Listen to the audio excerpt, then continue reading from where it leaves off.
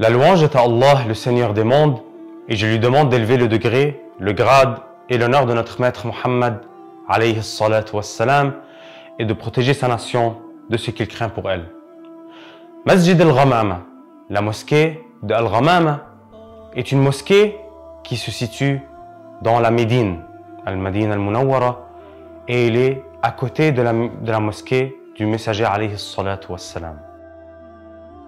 Cette mosquée n'était pas au temps du prophète Muhammad alayhi salatu wassalam par contre. Et à cet endroit-là, une ghamama, un nuage, a fait ombre pour le messager alayhi salatu wassalam.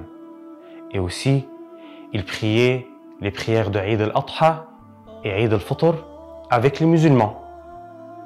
Et à savoir que Rasulullah, à cet endroit-là, a demandé à Allah tabaraka wa ta'ala que la pluie descende pour les musulmans durant la sécheresse qui a touché les gens dans Al-Madina. Un jour, Rasulullah donnait un discours pour les musulmans.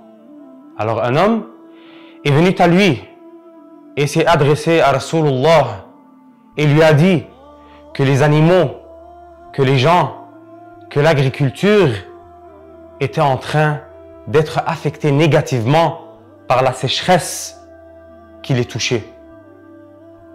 Anas ibn Malik, radiyallahu anhu, qui dit: il n'y avait pas un seul nuage dans le ciel, pas un seul nuage. Et il jure par Allah, tabaraka wa ta'ala. Rasulullah qui lève les mains, Rasulullah qui fait le dua. Ensuite, le ciel s'est rempli de nuages et la pluie a commencé à descendre tout de suite, et une pluie abondante.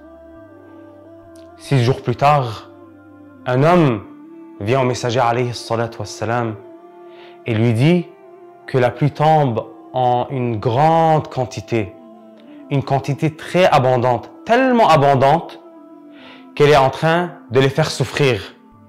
Alors Rasulullah, qui lève les mains pour le dua et qui demande à Allah tabaraka wa ta'ala que la pluie descende autour de la Médine et pas directement sur la Médine. Et le dua a été exaucé.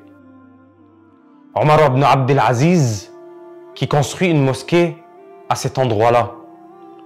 Omar ibn Abdel Aziz, qui construit cette mosquée à ce même endroit-là, afin que les gens sachent où a été Rasulullah, afin que les gens apprennent à leurs enfants où a été Rasulullah, afin que les gens puissent se rendre à cet endroit-là et rechercher les bénédictions de où a été Rasulullah. On demande à Allah tabaraka wa ta'ala de nous faciliter la visite de Al-Madina al-Munawwara et la visite de la mosquée de Al-Ghamama et rechercher les bénédictions d'où a été le messager alayhi salatu wassalam.